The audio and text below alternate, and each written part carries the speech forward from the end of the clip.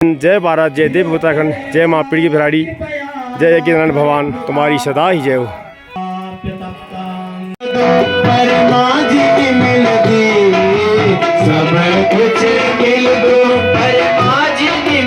कितने होते हैं आपको पता होगा शायद, क्योंकि आप लोग कथाएं, हमने उतनी कथा बांची नहीं होगी जितनी आपने सुन ली होगी। कितने स्वर्ग होते हैं और नर्क कितने होते हैं?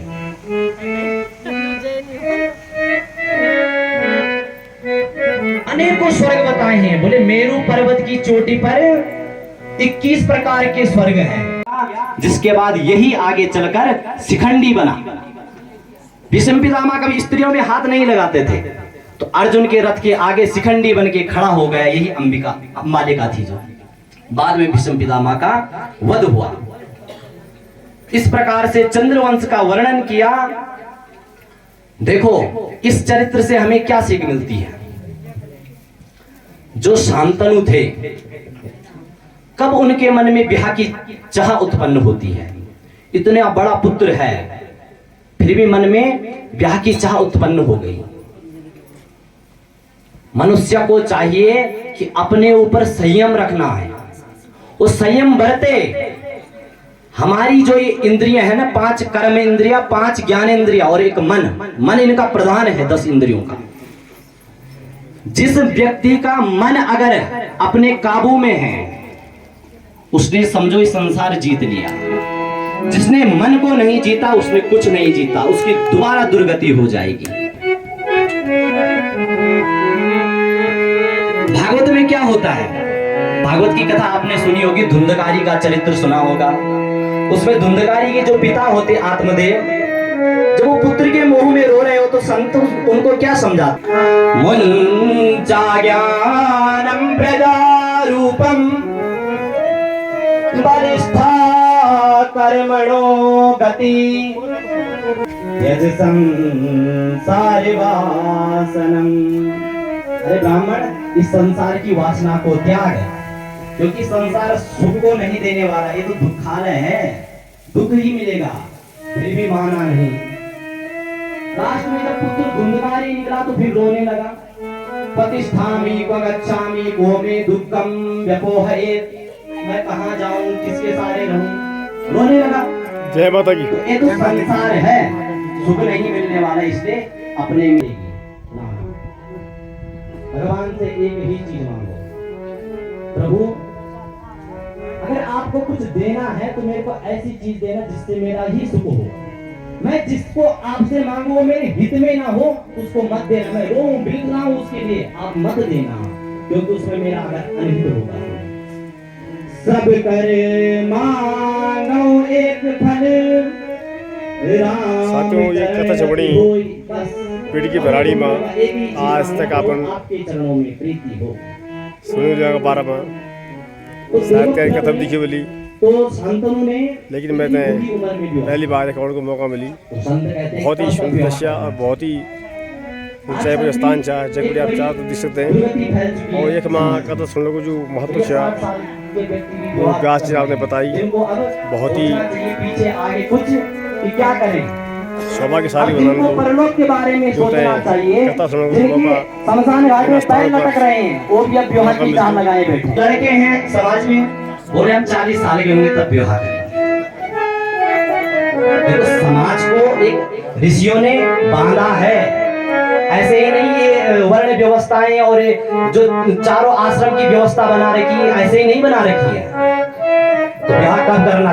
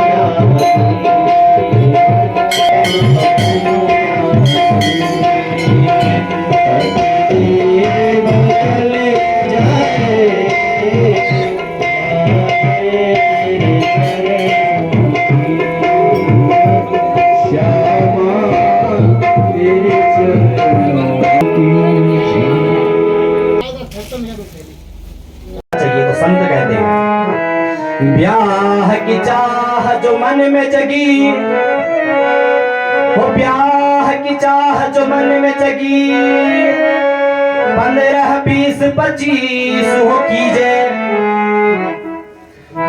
जो ब्याह की चाह मन में जगी, 15, 20, 25 हो कीजे। जो चाह 30, 35, 40 हो जगी, तो सोच समझ कर फैसला लीजिए। जो चाह 40, जो चाह 45, 50 हो जगी, जो चाह 45, 50 हो जगी, उतार के जूता कपार में दीजिए। जब आपकी 45, 50 की उम्र हो गई और फिर ब्याह की चाह जगी, तो अपना जूता उतार के अपने ही मुंड में देना चाहिए कि भैया किस मार्ग में जा रहा है, अब तो तुझे परलोक के बारे में सोचना चाहिए। तो आजकल के मनुष्य इस बारे में सोचते ही नहीं है, तो सोच रहे संसार ही सब कुछ है। भैया आगे भी कुछ लोग हैं, तो इंद्रिय सुख के ही बारे में मनुष्य सोचता है, आगे की परलोक के कुछ सुख के बारे में सोचता ही नहीं है। अरे ओ माया के पुजारी, आगे की कुछ खबर है, इस लोक को छोड़ के दूसरा भी कुछ लोक है। तो इस प्रकार से शांतनु का चरित्र सुनाया, चंद्रवंश का वर्णन सुनाया। आगे चल के स्वर्ग का वर्णन करते हैं। सूत जी कहते हैं, स्वर्गाश्चैव द्विजा श्रेष्ठा, पूर्व श्रृंगे समाश्रिता, 21 स्वर्गा वै निष्ठा मेरु मूर्धनि। अच्छा, स्वर्ग कितने होते हैं आपको पता होगा शायद, क्योंकि आप लोग कथाएं, हमने उतनी कथा बांची नहीं होगी जितनी आपने सुन ली होगी। कितने स्वर्ग होते हैं और नरक कितने होते हैं?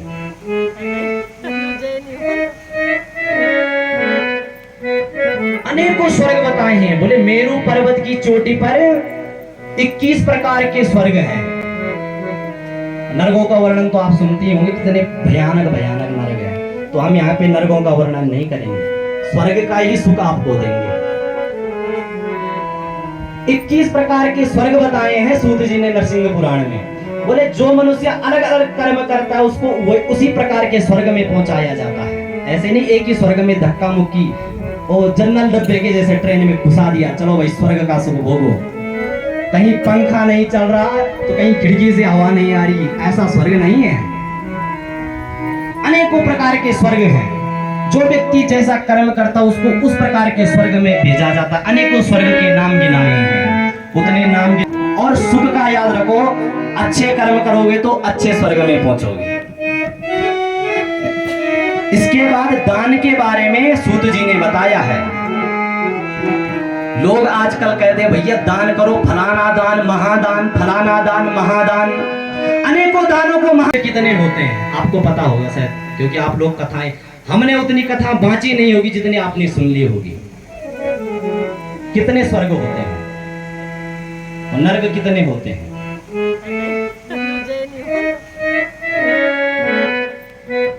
अनेकों स्वर्ग बताए हैं। बोले मेरू पर्वत की चोटी पर 21 प्रकार के स्वर्ग हैं। नरकों का वर्णन तो आप सुनती होंगे, कितने भयानक भयानक नरक है। तो हम यहाँ पे नरकों का वर्णन नहीं करेंगे, स्वर्ग का ही सुख आपको देंगे। 21 प्रकार के स्वर्ग बताए हैं सूत जी ने नरसिंह पुराण में। बोले जो मनुष्य अलग अलग कर्म करता है उसको उसी प्रकार के स्वर्ग में पहुंचाया जाता है। ऐसे नहीं एक ही स्वर्ग में धक्का मुक्की और जनरल डब्बे के जैसे ट्रेन में घुसा दिया, चलो भाई स्वर्ग का सुख भोगो। कहीं पंखा नहीं चल रहा तो कहीं खिड़की से हवा नहीं आ रही, ऐसा स्वर्ग नहीं है। अनेकों प्रकार के स्वर्ग हैं। जो व्यक्ति जैसा कर्म करता उसको उस प्रकार के स्वर्ग में भेजा जाता। अनेकों स्वर्ग के नाम गिनाए हैं, उतने नाम और सुख का याद रखो, अच्छे कर्म करोगे तो अच्छे स्वर्ग में पहुंचोगे। इसके बाद दान के बारे में सूत जी ने बताया है। लोग आजकल कहते हैं भैया दान करो, फलाना दान महादान, फलाना दान महादान। अनेकों दानों को कन्यादान को महादान कहा है महाराज। कन्यादान तो भाग्यशाली के ही भाग्य में होता है। कहते हैं ना, पुत्र भाग्य से होता है और पुत्री महाभाग्य से होती है। तो कन्यादान तो भाग्यशाली लोग ही करते हैं। दूसरा होता है गौदान, जो महादान में गिनी है। तीसरा है भूमिदान और चौथा है विद्या का दान, जिसका आज सबसे बड़ा धंधा बन चुका है। आज कोई भी शिक्षा का दान देना नहीं चाहता है। सबसे ज्यादा लूट कहीं मची है तो स्कूलों में मची है। भैया हजारों रुपए माँ बाप इकट्ठे कर रहे हैं और स्कूलों में दे रहे हैं, स्कूलों में चुका रहे हैं।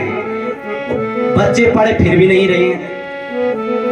हमारे यहाँ भारतीय संस्कृति में पहले से ही विद्या का दान बताया। ऋषि मुनि ने फ्री में विद्या बांटी है। अरे हम अपनी बात कहें तो हम 12 साल की उम्र के थे जब माता पिता से दूर गुरुकुल में चले गए थे। तब से लेकर आज की उम्र तक फ्री में ही शिक्षा दी है। हाँ, 12 अगर ट्यूशन लगाया होगा अलग बात है, किसी चीज को सीखने के लिए। हमारे गुरुजी ने कभी हमसे शिक्षा के पैसे नहीं लिए। वृंदावन में रहे तो एक आज भी जाते हैं, कथा करके जाएंगे तो दक्षिणा देंगे। गुरुजी दक्षिणा, तो गुरुजी दक्षिणा नहीं लेते हैं। बोले बेटा तुम बच्चे हो, अभी आराम करो। ये हमारी भारतीय संस्कृति है और इसी का सबसे बड़ा धंधा बन गया। शिक्षा कहीं फ्री में नहीं मिल रही है, तो जो शिक्षा फ्री में दे, दान करे, वो महादान है। इसीलिए आपको अगर कुछ चीज आता है, शिक्षा का मतलब केवल पढ़ाई नहीं। आजकल के लोग कुछ भी किसी को सिखाने से पीछे हटते हैं। आपको स्वेटर बुनना भी आता होगा ना, आप पड़ोसी को नहीं सिखाएंगे, कहीं उसको ना आ जाए। वो भी बुनना, लेकिन कल के दिन दुकान ना खोल ले, मेरे से आगे ना बढ़ जाए।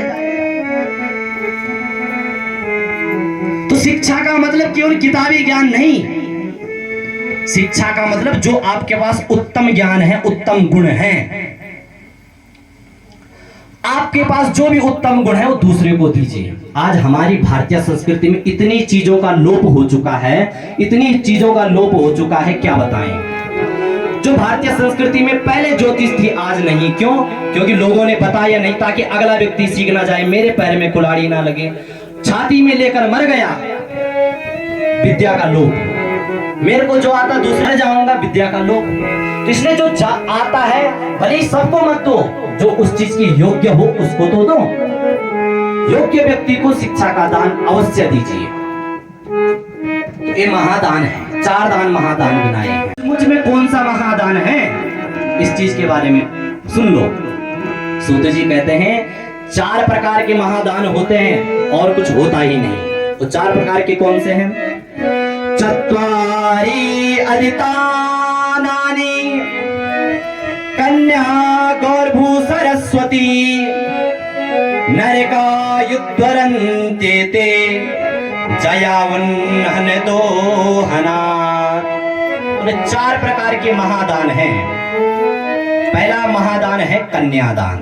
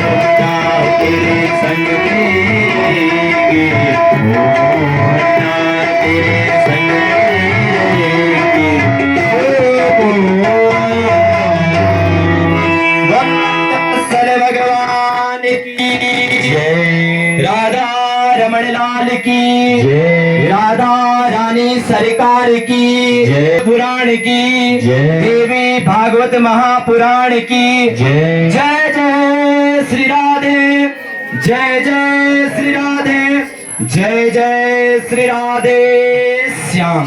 भगवत स्वरूप भगवत वाणी करुणावरुणालय श्री पीत पीतांबरधारी श्री नरसिंह भगवान की वांगमय प्रतिमूर्ति श्री नरसिंह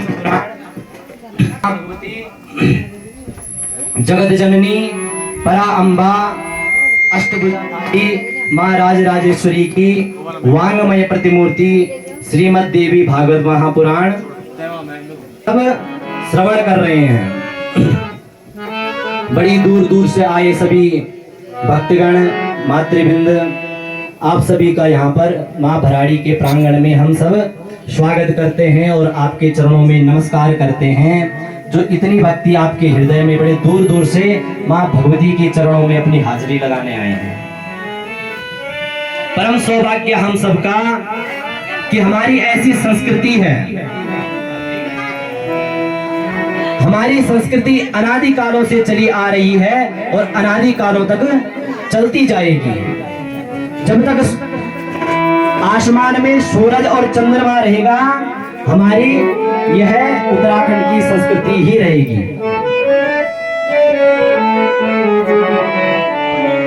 ये उत्तराखंड की धरती धन्य धन्य है। धन्य है हम लोग जो इस पावन धरती पर जन्म लिए हैं, जहां से गंगा यमुना बहती है, चार धाम जहां पर विद्यमान है। व्यास जी ने 18 पुराणों का लेखन जिस धरती पर किया, उस धरती पर हमने जन्म लिया है। जिन पुराणों का हम श्रवण कर रहे हैं, वाचन कर रहे हैं, उनका लेखन भी इसी धरती पर हुआ है। वेदों का एक वेद से 4 वेद व्यास जी ने बनाए, वो इसी धरती पर बनाए। तो हम लोग परम धन्य है, परम पावन पुनीत हमारी आत्मा है और अपनी आत्मा को परम पावन पुनीत ही रहने देने हैं। आइए ज्यादा समय ना लेते हुए कथा में प्रवेश करते हैं। सिंह भगवान का प्रादुर्भाव किस लिए हुआ है? देखो, वार्तालाप कोई ना करें, इधर उधर कोई ना। शिव शक्तियां भी अपने अपने धाम को प्रस्थान कर चुकी हैं।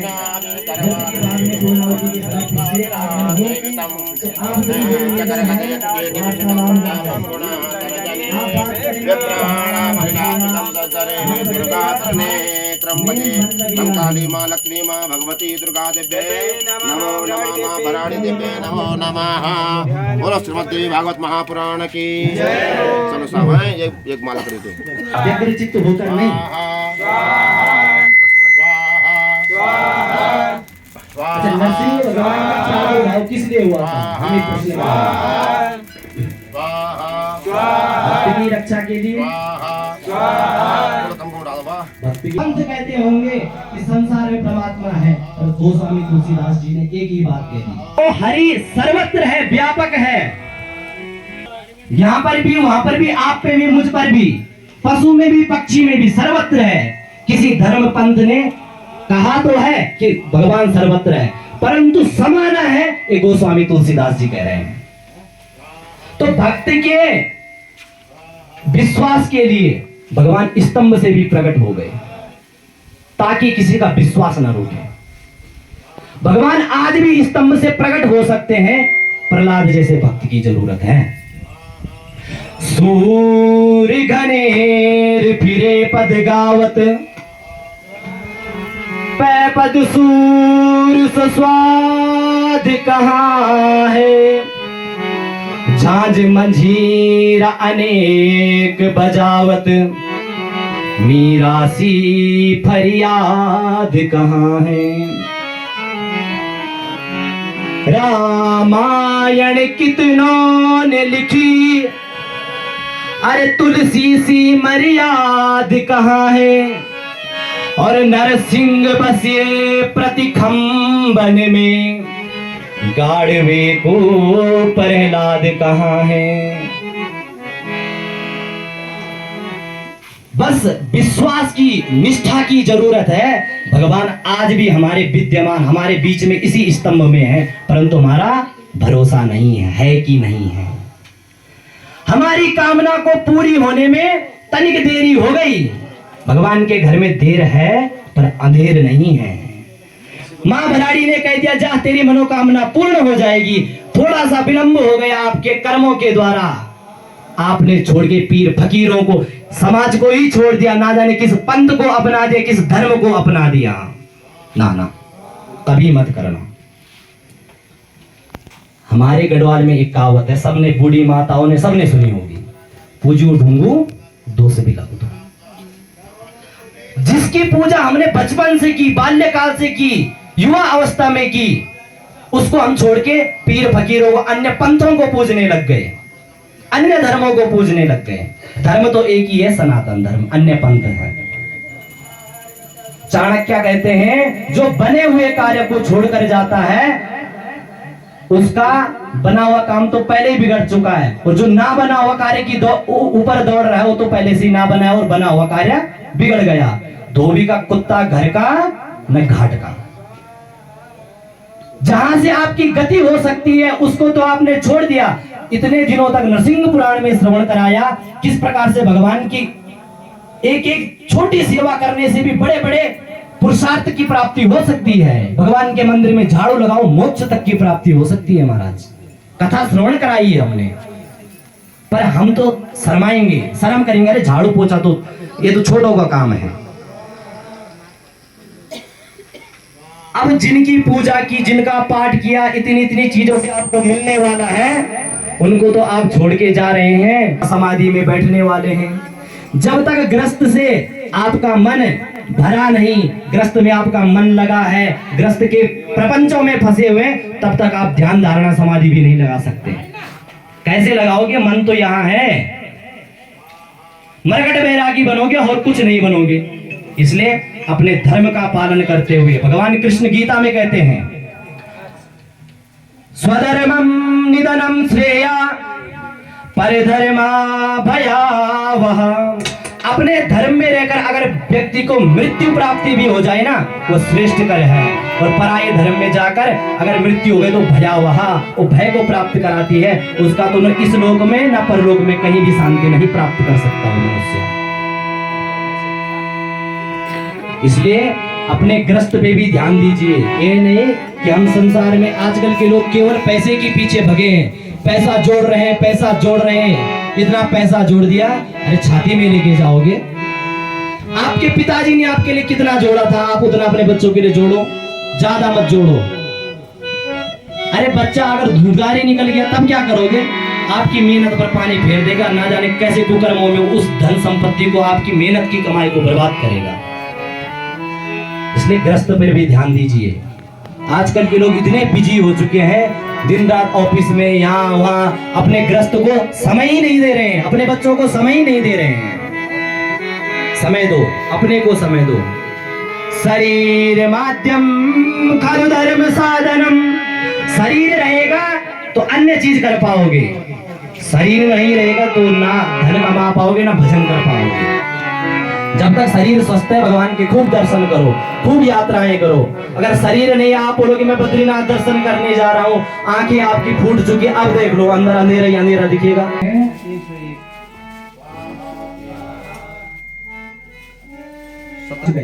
जय माँ पीढ़ी की भराड़ी खेत की आस्ती वो स्थान में माँ जग के पीढ़ी की भराड़ी को मंदिर चाह रुकमयू कथा को आयोजन और ये कोई दृश्य, हवन को दृश्य, और चला मैं थोड़ा आपने थोड़ा दर्शन करो चोटियों को। कभी आपको मौका मिले तो आप अवश्य आएँ ऐसे तीर्थ स्थानों पे। जैसे कि मैं बार बार हर वीडियो में लगातार बोल रहा हूँ कि टिहरी जनपद का ये क्षेत्र, और उस क्षेत्र में ये मंदिर 9,999 फीट की ऊंचाई पर बना हुआ है, और बड़ी दुर्गम रास्तों से आना पड़ता है। न यहाँ पानी है, न बिजली है, किसी प्रकार की सुविधा नहीं। लेकिन माँ का आशीर्वाद ऐसा है कि यहाँ पे कोई भी कष्ट नहीं होता। उसके बाद भी यहाँ पे कथाएं होती हैं निरंतर। 2003 से 2023 तक आज तक यहाँ पे कथा हो रही है। और ठीक सामने आप हमारे देख पा रहे हैं खेल पर्वत। तो चलिए अभी पता चला है कि 1 जून से यहाँ पर भी कथा का शुभारंभ होगा और अगर हो सकेगा तो मैं आपको भी वहाँ से कथा का रसपान करवाऊँगा। उसी प्रकार से जो भगवान के चरणों में चले जाता है, प्रहलाद गए तो प्रहलाद को जीभ से चाटने लग गए। मानो परमात्मा कहना चाह रहे हैं जो मेरी शरणागति स्वीकार कर देता है मैं उसके सारे पापों को ऐसे साफ कर देता हूँ जैसे गाय अपने बछड़े के उस पीठ को साफ कर देती है और उसको परम पवित्र बना देता हूँ। इसीलिए भगवान का नाम भक्त वत्सल पड़ गया। बोलो भक्त वत्सल भगवान की। इसके उपरांत कुटीर उद्योग चला दिया है मानो। तो गोस्वामी तुलसीदास जी ने पहले लिख दिया, बोले गली गली में गुरु फिरे। अगर आपको गुरु की जरूरत होगी तो आप समर्थवान गुरु की तलाश करेंगे, ढूंढते ढूंढते चले जाएंगे। परंतु आज तो स्वयं आपके पास आ रहे हैं। क्यों? उनको तो अपने एजेंडे जोड़ने हैं, 1 करोड़ भक्त पूरे करने हैं। तो सावधान। कहते हैं पानी पियो छान के और गुरु बनाओ जान के। तो देख लेना, परख लेना जिस गुरु कब आप समझोगे कि गुरु कैसा होना चाहिए। उसकी भी एक प्रक्रिया, स्टेज है, सीढ़ी है कब गुरु का चयन करना चाहिए। वरना गुरु तो बना दिए, बरस बरस में आते हैं गुरु जी घर में, दक्षिणा रुपया लेने आपने दिया और 1 साल हुआ कि गुरु जी आए नहीं। अब आप चक्कर में पड़े इस बार गुरु जी क्यों ना आए।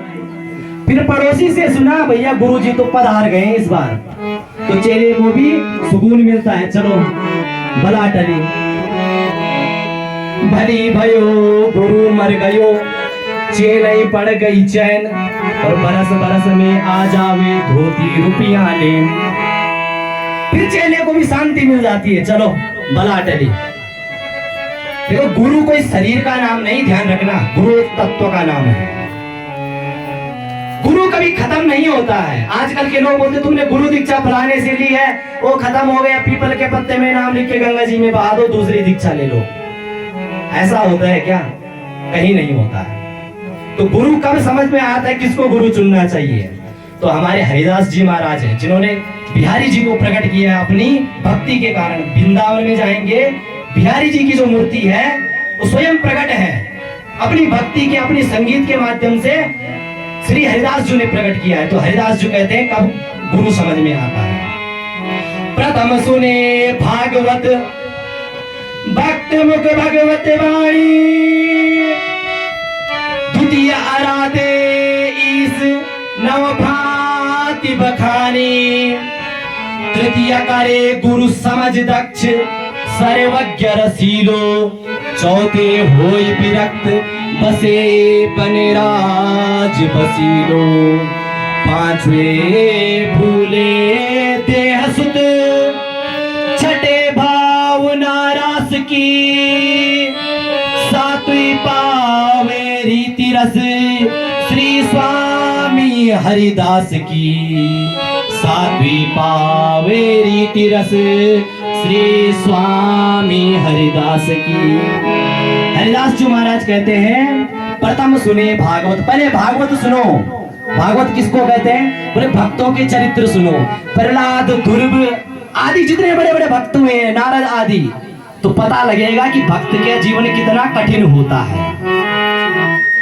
हमने माला जपनी प्रारंभ की, भगवान का नाम जपना प्रारंभ किया, थोड़ा दुख आते हैं, परेशान हो जाते हैं। जब से भगवान का नाम शुरू किया है जपना, तब से ही दुख आ रहे हैं। दारू पीता है, मांस खाता है, बढ़िया सुखी चकाचक आनंद में है, होता ही है। हम माला जप रहे, दुखी हम हैं। जो मांस मदिरा का सेवन कर रहा है बड़ा सुखी है, खूब गालियां दे रहा है, खूब चुगली कर रहा है, सुखी है। तो इतना समझ लेना उसका सुख 2 दिन का है। पूर्व जन्म के सुकृतों को भोग रहा है वो भगवान। आपके जो पूर्व जन्म के आपके कुकृत्य किए हुए हैं, अब जब आप पे भगवान देखते हैं कि इसकी सामर्थ्य हो गई है पचाने की, दुखों को पचा सकता है, अब मेरा नाम जप रहा है तो दुखों को पचाने में सामर्थ्य है, तो भगवान पूर्व जन्म के जो दुख है जल्दी जल्दी भेजना प्रारंभ करता है। इसके जितने दुख हैं, जो इसके पूर्व जन्म के कुकर्म हैं, सारे अभी खत्म हो जाएं। जब इसके कुकर्म खत्म हो जाएंगे तब सुकर्म शुरू हो जाएंगे, तब वो सुख भोगता है। अरे दुख तो राम जी ने भी भोगा। कृष्ण का तो जन्म ही तय खाने में जेल में हुआ, कभी सुख नहीं भोगा। जन्म लिया जेल में, वहां से दौड़े गोकुल, गोकुल से वृंदावन, वृंदावन से मथुरा, मथुरा से द्वारिका, दौड़ते ही गए। कभी चैन से नहीं बैठे, परंतु कभी भगवान ने मुस्कुराना नहीं भूला। उनके चेहरे पर वही मुस्कुराहट। हम पे दुख आ जाए, रोना ठीकरना शुरू कर लेते हैं। रो नहीं, मुस्कुराओ, भगवान का चिंतन करो। जब भगवान का चिंतन करेंगे तो भगवान कहते हैं जो मेरे आश्रित रहता है सारी समस्या मेरी, उसकी नहीं है। भगवान कहते हैं मैं मुक्ति देने को तैयार हूं, पर भक्ति नहीं। मुक्तिम ददाति करहिश्चिन्नम न भक्ति योगम। मैं भक्ति नहीं दे सकता हूं, क्यों? क्योंकि भक्त के आश्रित रहना पड़ेगा। कहते हैं ना, भगत के वश में है भगवान। तो भगत के बस में रहना पड़ता है। वो क्या कर रहा है, क्या नहीं कर रहा है, उसका कहीं बुरा तो नहीं होना, उसके पीछे पीछे भगवान को घूमना पड़ता है। इसलिए भगवान के भक्त बने। जब परमा जी मिल गई, सब कुछ मिल गो, परमा जी मिल गई। माँ से बड़ी दुनिया में कोई चीज नहीं होगी, माँ से बड़ी दुनिया में कोई चीज नहीं होगी, माँ से बड़ी दुनिया में कोई चीज नहीं होगी, माँ से बड़ी दुनिया में कोई चीज नहीं होगी। जय हो।